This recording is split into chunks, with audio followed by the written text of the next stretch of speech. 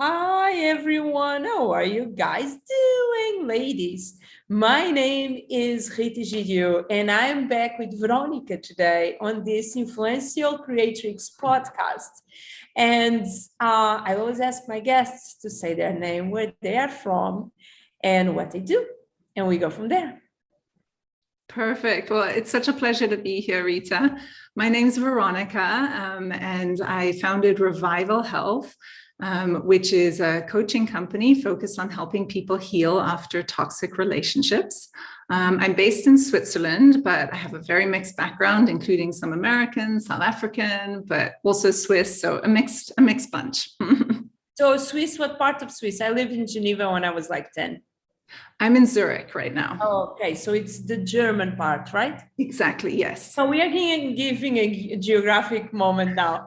It's because in Switzerland, even if it's a small country, you guys are divided in 3 different languages, correct? Actually 4, technically speaking. Yeah, there's French, Italian, German, and then there's a language which almost nobody's heard of, but it's called Romansh, and it is an official national language. So officially it's 4, but Austria makes frontier with Switzerland as well, or not? Yes, yeah, and the language is German there. Yes. Okay, amazing. So Veronica, what is your why? What is my why? So it's born out of my personal story, as I think is the case for many coaches. And I was in the corporate world and I was doing well. And from the external perspective, I felt like I had respect for myself, first and foremost, and from outside, and was accomplishing things. I was doing well, and I was in a relationship for 6 years that over time, I just became more and more ill. Physically, things kept going wrong with me that no doctor could explain, that I couldn't explain myself. And then I just became confused about things, and I became more and more unhappy without really understanding why. And to the point where it became actually a very dangerous situation for me. And I was fortunate enough to get out of that relationship, which was 6 years in the end. And after I was out, I started researching and learning and understanding that it was, in fact, a toxic relationship, very much so, and learning what that was and what it meant and how calculated it is. And that was really the trigger point for my journey to become a health and wellness coach. I have been there. I have a theory. I don't know if you agree with me. Some toxic relations, they are so soft toxic, or meaning nobody's beating us, right?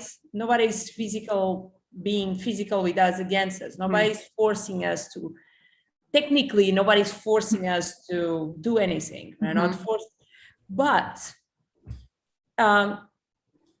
just it's like someone is feeding from your energy and is blocking you softly to do what you are meant to be.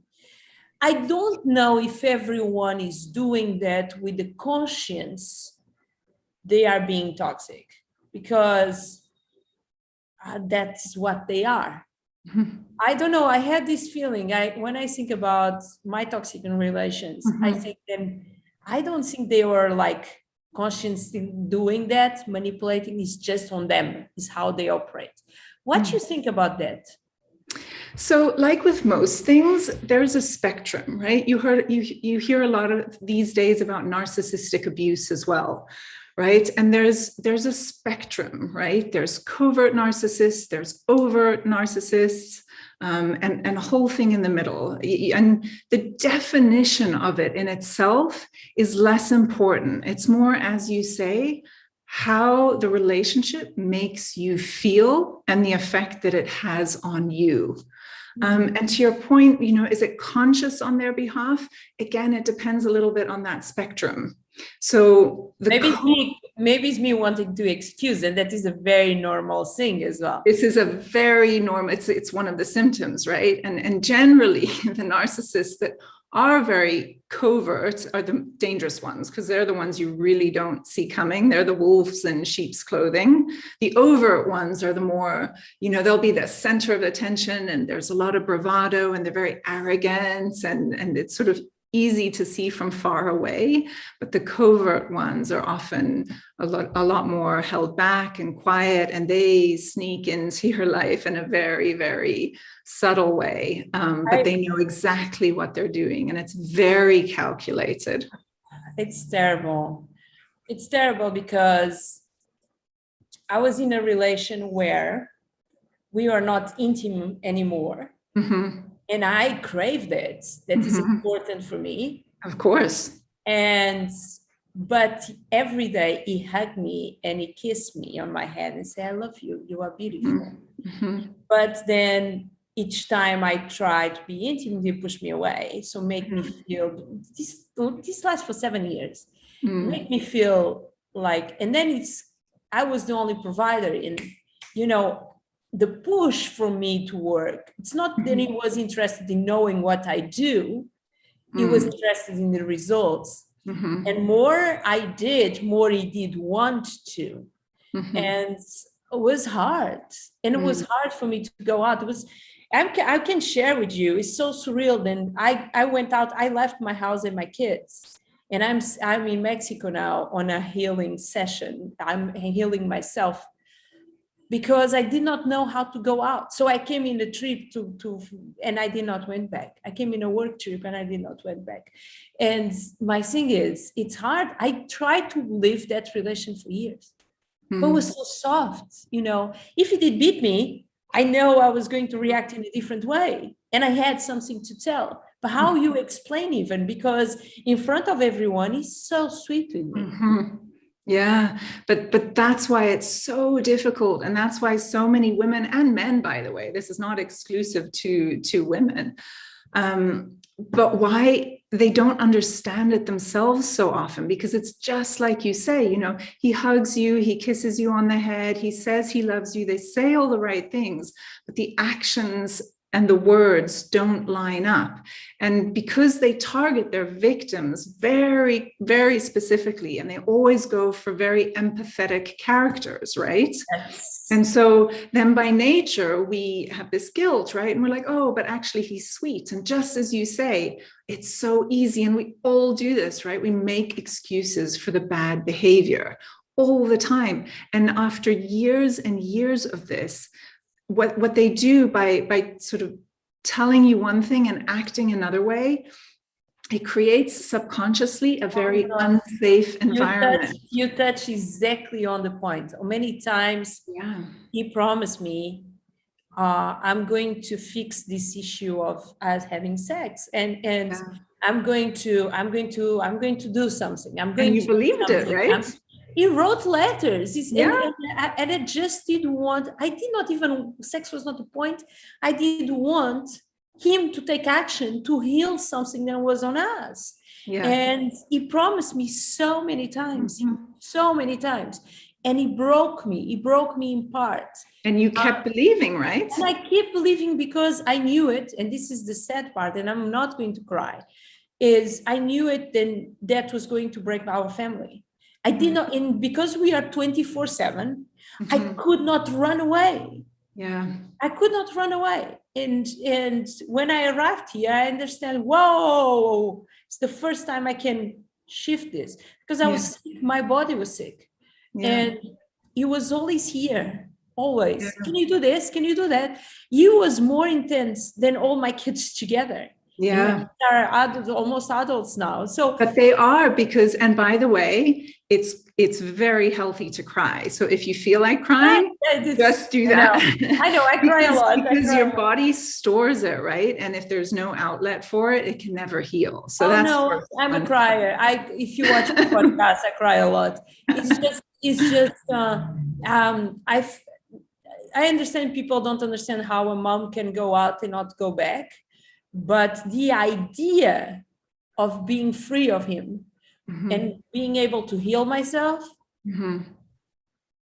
was more important. If not, I was going to die. I was going to kill myself. I know. I've been there. I hear you. And that's the thing. People who haven't been in this situation, it's like you said earlier, it's so difficult to explain because you don't have a black eye, right? If someone sort of beats you in the face, you're like, oh, look, he hit my face. And then it's easy for people externally to comprehend, oh, this is a bad person.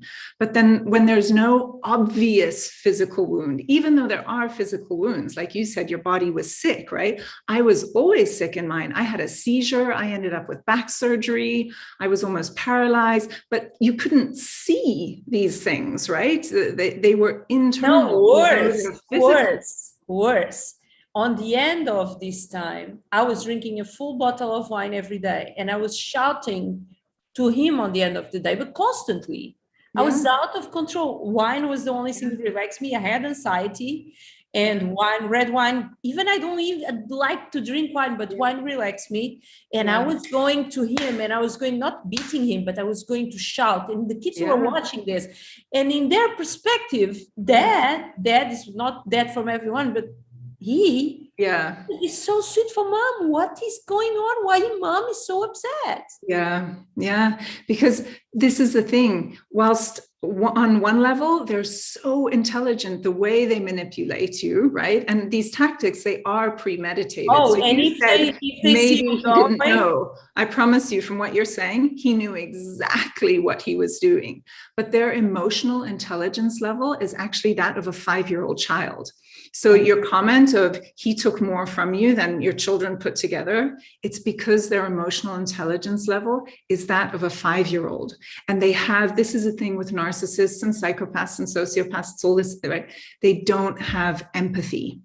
No. And that's why they cannot change. He cannot cry. He could not cry. He could not understand when I was watching something. I'm very empathic. I could feel the pain of other people.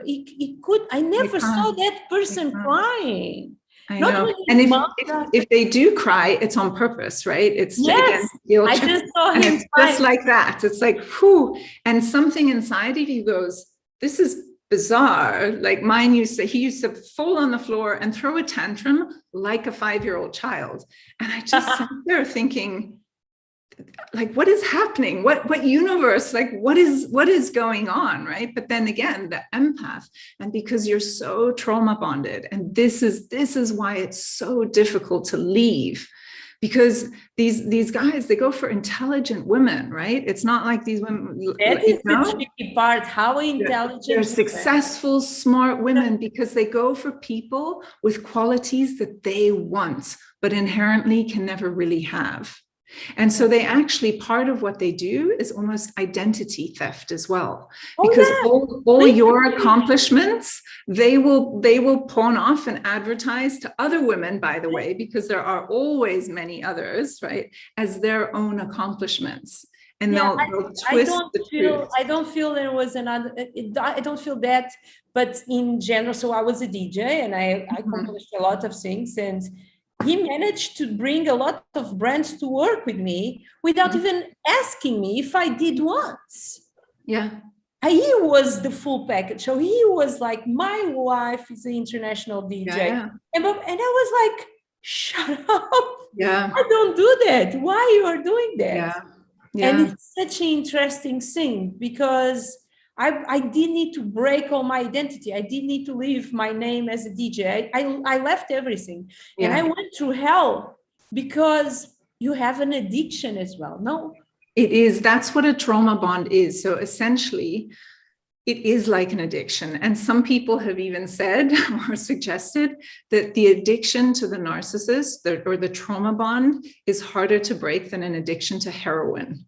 Oh, so that goes to show you the significant, and the reason why it's so hard to break is because with the trauma bond, the narcissist, with all the tactics, right, the gaslighting, the lying, the list is endless of their calculated tactics, and especially the longer you've been in it. So if it's 7 years, that's a long time, right? The longer you're in it, the worse it gets, and the worse your brain fog gets. So you can't really focus anymore.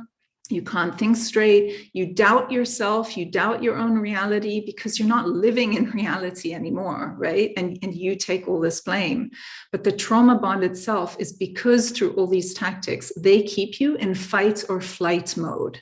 And so what that means physiologically, so imagine, you're walking in the jungle and a tiger jumps out, right? Your body goes into fight or flight, right? Yes. Adrenaline pumps through your body. You're flooded with cortisol, which makes sense, right? This is an evolutionary thing because you need to have that extra boost to try and run away from the tiger or the danger.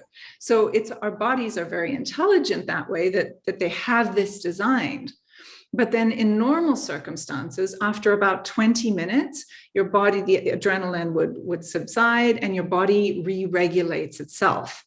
But when you're in a toxic relationship, that never happens. No. So your body is constantly flooded with adrenaline and your cortisol level goes up. And this is why you start to get physically sick and why you start to get brain fog and confusion. And because physically, you can never enter essentially your parasympathetic nervous system, which is the relaxed sense, which is how our body regenerates and how our mind can regenerate and how our cells regenerate. But if we can never get back to that state, which they don't allow us to get back into, that's why everything starts to go wrong. And the longer that lasts, it's almost impossible to get out. So the fact that you could is a testament to your strength and courage. But I could in a very weird way, because I came to Mexico I did want to divorce. That was defined for me, but I did not know how to go out.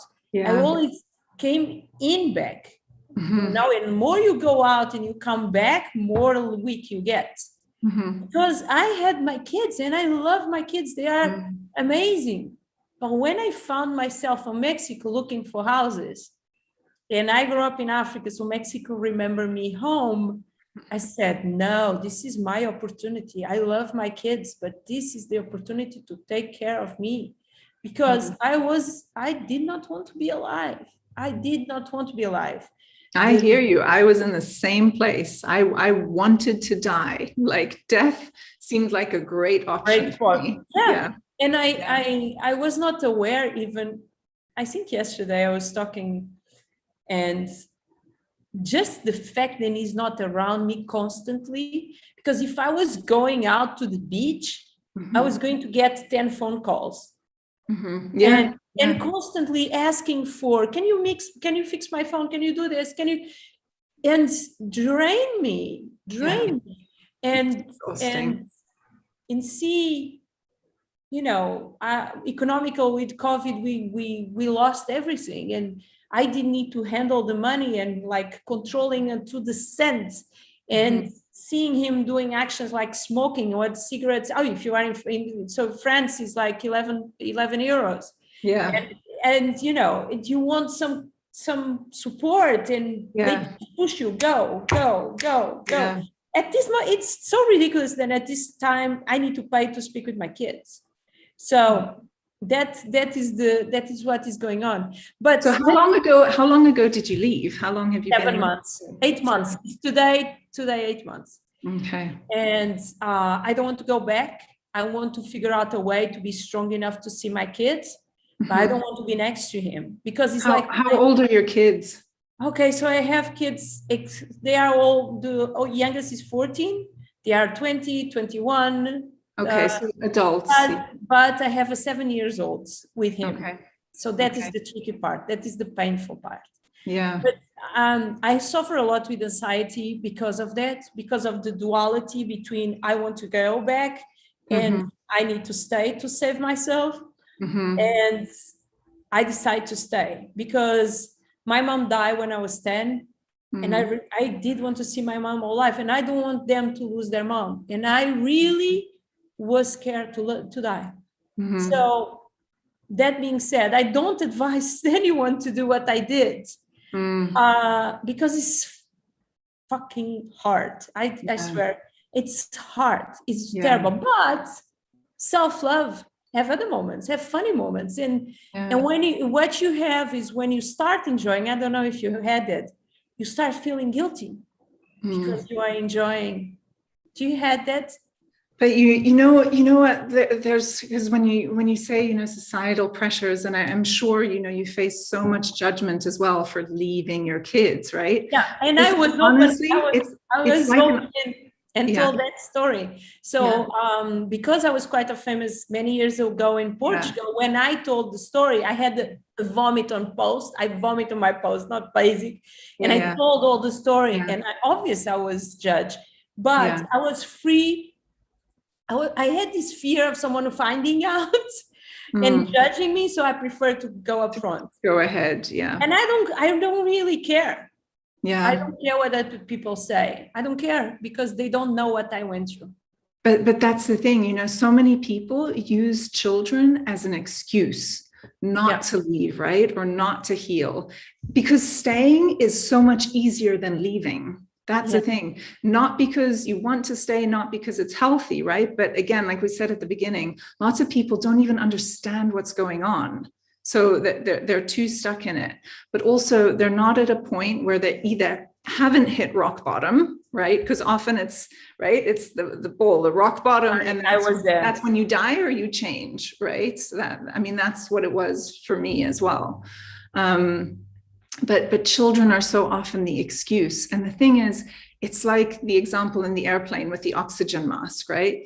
Even if you have a child sitting next to you, your child, you've got to put on your own oxygen mask first, because if you die, you can't help anyone, let alone your children. And it's the same situation.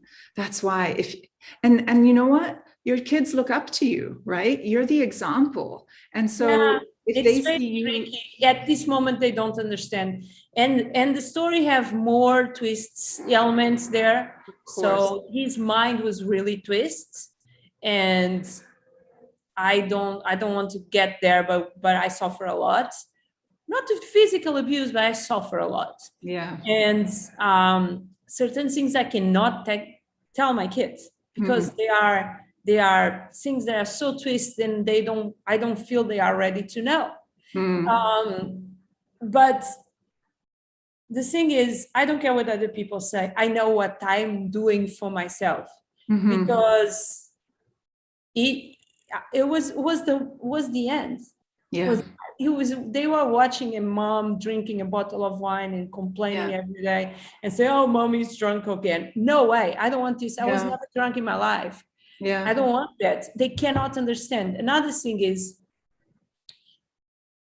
people don't understand because they see the love. Oh, I love my wife. My wife is everything, super supportive of his wife. But imagine this, like I did Playboy cover, and one day I'm arriving to my kitchen and it's someone new that I never saw in my life, then he's friends of, and he's looking to the Playboy. And I felt like, are you serious? Like, these people are looking to me naked when I'm here with, you don't even know them. He says, look, my wife did Playboy. It's just a small example because I have thousands of examples. I know, but that's the thing. It's the million little things, right? And it's just, and this is why when it comes to self-healing, and what I do in my program, one of the first things let's talk about program, because is actually going back and identifying your personal values. Because for me, at least, you know, one was always respect. For me, that was always super important, right? And I felt, again, because like you, externally, he was supportive, right? He was like, oh, I'm going to do this and I'm going to do, and right. So I was like, okay, he respects me. And of course I thought I respected myself. But when then I really had the courage to look at my life, and I mean, really look, all these little things, they were just acts of disrespect. Like nothing in my life reflected respect, not me to myself, not from anyone else, not from anywhere around. So often people think that they know what their values are and that they're aligned with them. But the thing is, if you're really aligned with your personal values, then your life is usually pretty good. Yeah. And when it's not, that's a good indicator that there's a misalignment. In special, I was reading about human design. I don't know if you know, and I'm a generator, so I need to do things that I like. Mm-hmm. And when I do things, then I don't like everything turns around in my body. And my body goes, and I did need to go and understand the anxieties of my body protecting me. And it built up so strong. And I still have, I don't love him anyway for a long time, but I still have the fear of if I was near, maybe he will catch me because he knows my triggers. And I want that distance until I'm healing totally. Because I don't want to go back. I do not want to go back. And I was starting looking to my daughter that I love and thinking about, I'm here for you. I'm here because of you. And I did not want it because she don't need it. And in reality, I was there for her. And she's his daughter. So sometimes your brain goes, why I had a kid with him. And it's not fair. No, it's not fair. So let's talk about you and your offers. Okay. If someone like me writes to you, what offers do you have, my love?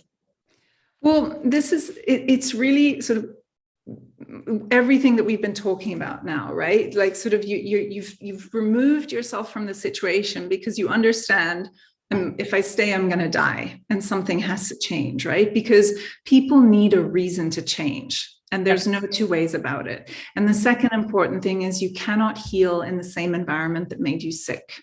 Oh, yes. Right? That you can't. And that's why if you're still really deep and stuck in the relationship, I can talk to you all day and night about the tactics, but people have to choose themselves. Like you chose you. Remove the energy, right? Yeah, but because honestly, there's so many emotions that go with it, right? And a lot of it is hurt and anger, and so many people, they want revenge, right? They're like, oh, but I just, and oh, the next woman he goes to is going to be better, and he's never. But the thing is, there's no winning with narcissists. The only way to win is to tap out, and if you can go no contact, that's the ideal situation forever. Delete them, block them from everything, I did everywhere. That for a long time. So I took him away from, I lost my phone. What I think was like God taking my phone away. The universe. Nobody knows numbers in their head anymore, right? No.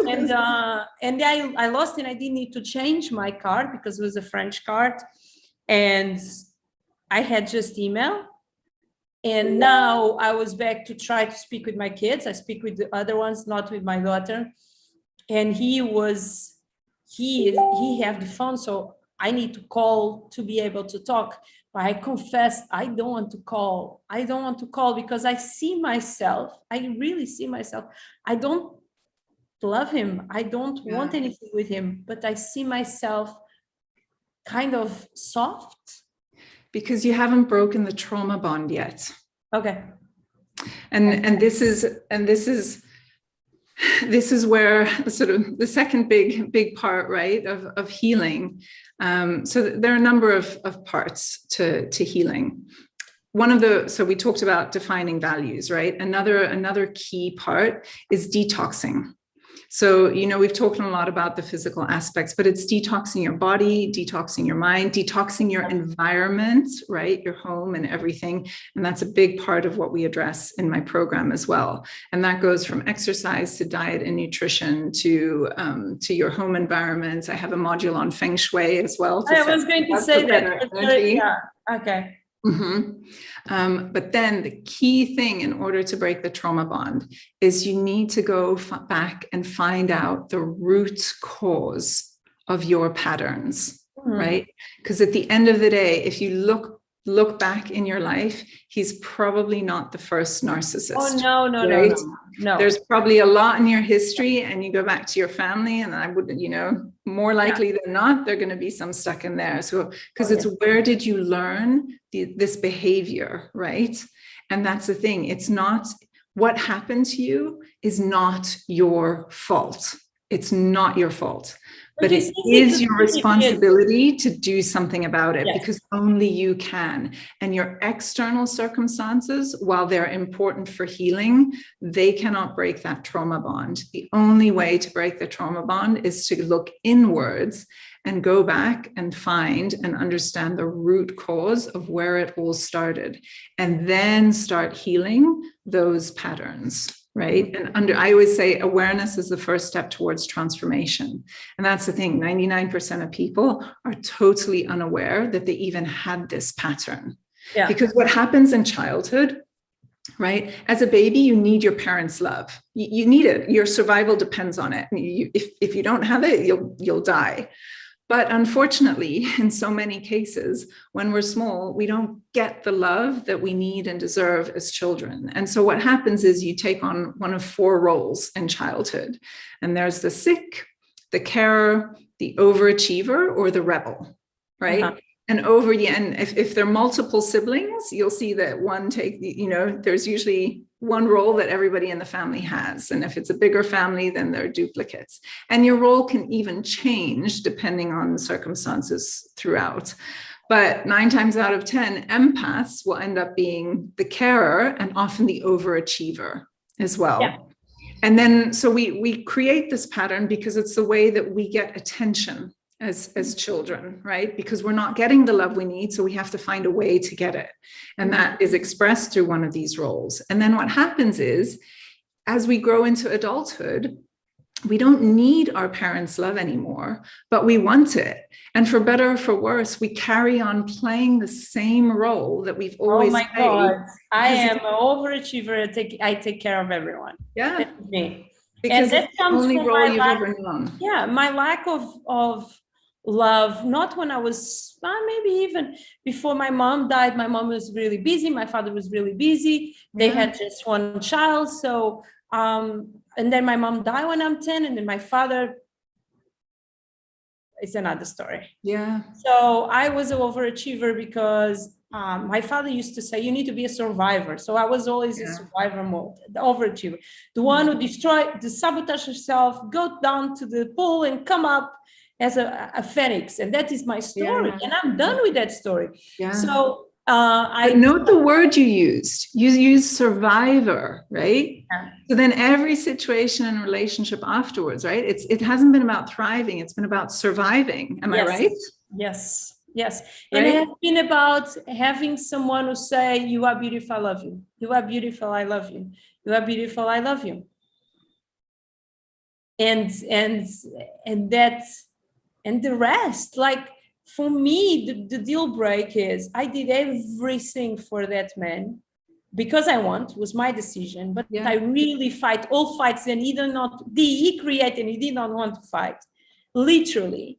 And I just did ask him, I understand that you are 54 or 50, then please let's find some extra thing that we can do normally without need to go to extremes, because that exists in our life as well. Yeah. And normally, I just want to have a normal relation with my husband, so I can keep thriving.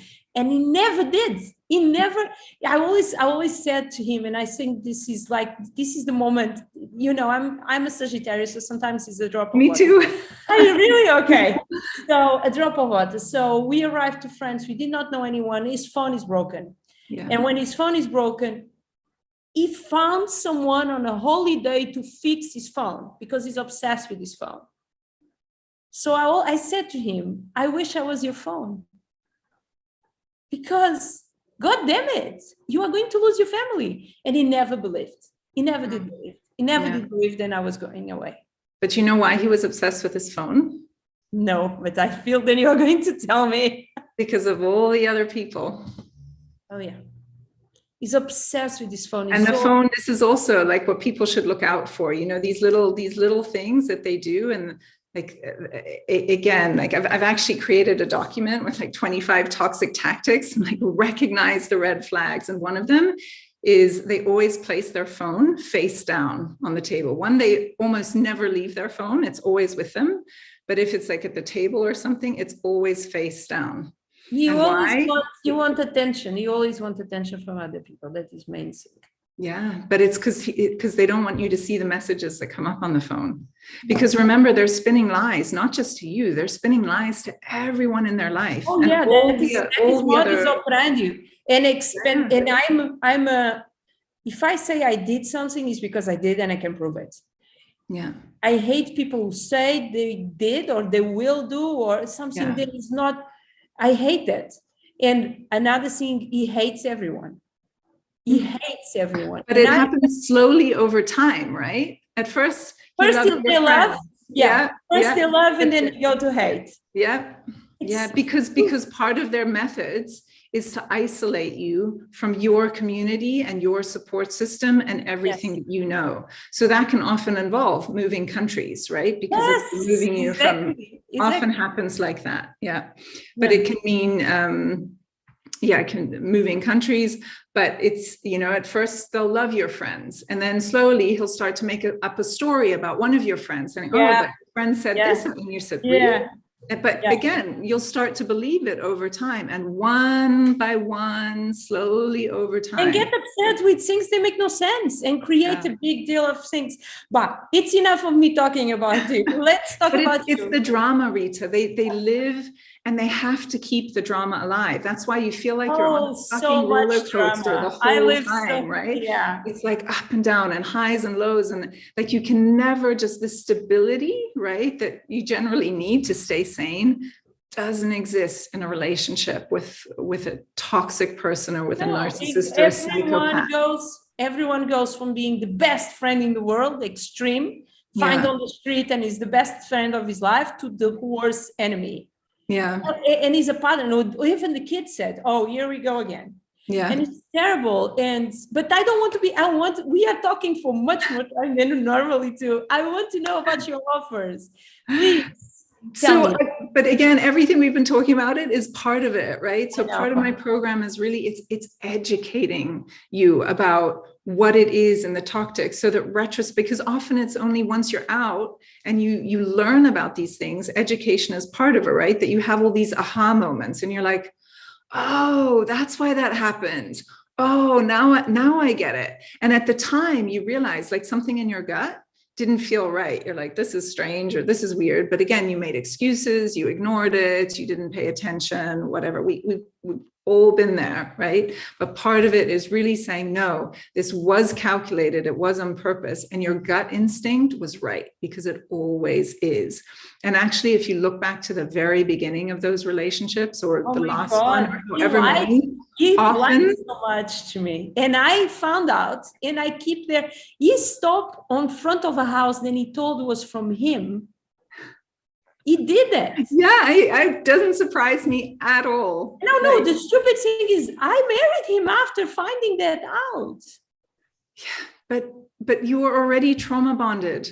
That's the thing. He was never ever call yourself stupid, really. Self-talk is another important thing, because they go for intelligent women, but the trauma bond is so severe and so strong, so this is part of the issue as well. So many women, they're like, oh, I was stupid and I can't believe I stay, and and it's this, self-sabotaging and just down-putting, right? Because it's all they know what to do, but it's not your fault, right? It's the trauma bond, and the smartest women in the world have been caught up in this, right?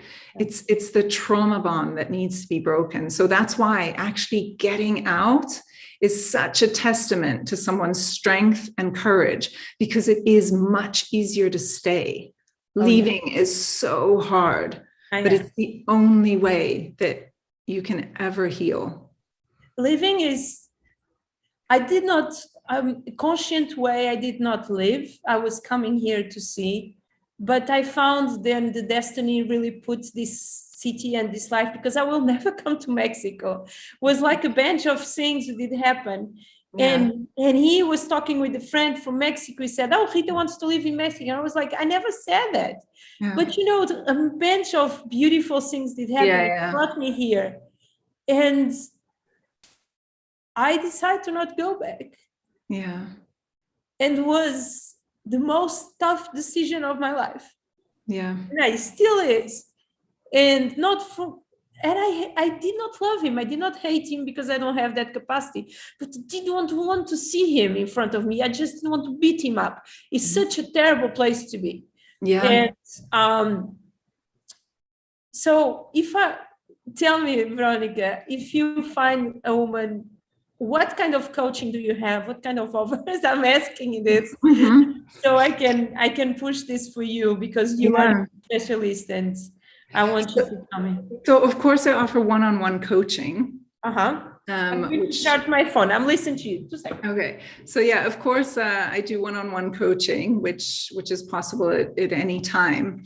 But what I'm just what I've just sort of created now, and I'm trying to get off the ground and launch, is a group program. Because what I found from talking to people and from my own experience, my healing journey was that of years of courses and books, and I climbed Mount Kilimanjaro, and I did everything under the sun, right? And it's years, and the amount I invested in all of this stuff is just huge. And essentially I've taken all those different pieces that I found ultimately were the most effective for me and condensed them into a course. And the one thing I wish I had was the support of other people going through it, because no one in my circle could, like you said, no one could understand. People are like, yeah, okay, but some things he did were horrible, but they couldn't really understand. And it was such a lonely journey.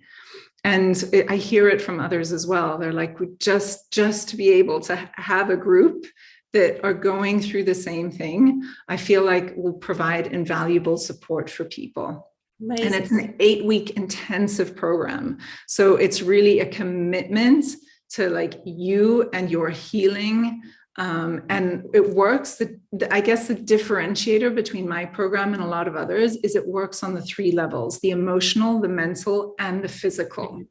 Yeah. So we work on the physical detoxing and on nutrition and the exercise, which is such a key element after you've been through this, especially after many years, and figuring out what works for your body. And then obviously a lot is, like I was saying, look inwards and going back to finding that root cause, and then starting to reframe and transition those patterns, so that if you were to ever encounter the person again, that you don't fall back into it because you've broken the patterns of it.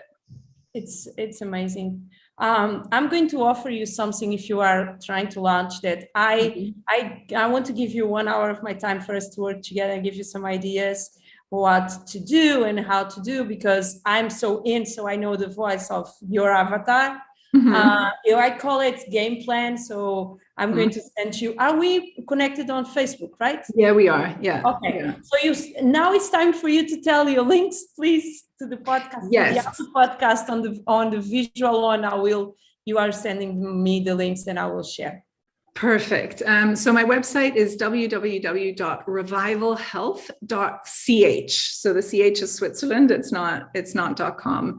And then on Facebook and on Instagram, it's just at Revival Health LLC. And then you can find all the information there. Okay, my love. Now we talked a lot. I took a lot of your time. But thank you. Thank you for listening to me as well, because I was here with the need of giving this information, and I have been there. I'm still healing, and it's really funny because the things that you bring, I feel like eating well. I had weight and was not mine. So I want you to send a message to yourself on the moment when you are there on the situation. Yeah. So again, anyone who can resonate with what we've been talking about today, and who's just, managed to get out of the relationship and looking for support because they're just lost and confused and they don't really know where to go or what to do, this program is for you. Because again, we work on all 3 levels: the emotional, the mental, and the physical, to really, again, detox everything that's been happening and, remove that brain fog, which can be so debilitating as well. But you've got to be committed to yourself. So it's certainly not a program for everyone, because it's really, you've got to be committed to your healing, and you have to choose you. No more excuses for other people, whether it's, for the ex-partner, for the children, or you have to choose you. That's so important. That's the decision that you have to make. No one can make it for you. And everything else after that, I'm here for it. And I'm going to support you 100%. You are beautiful. Thank you for making something hard and something beautiful. I do that as well. And thank you. No, thank you as well, Rita. It's been such a pleasure chatting. Yeah. So guys, I'm going to say bye on YouTube. I'm going to say bye probably to Veronica. It was a pleasure. Guys, ladies, subscribe, comment, like, tell if you need our help. Check out Veronica. And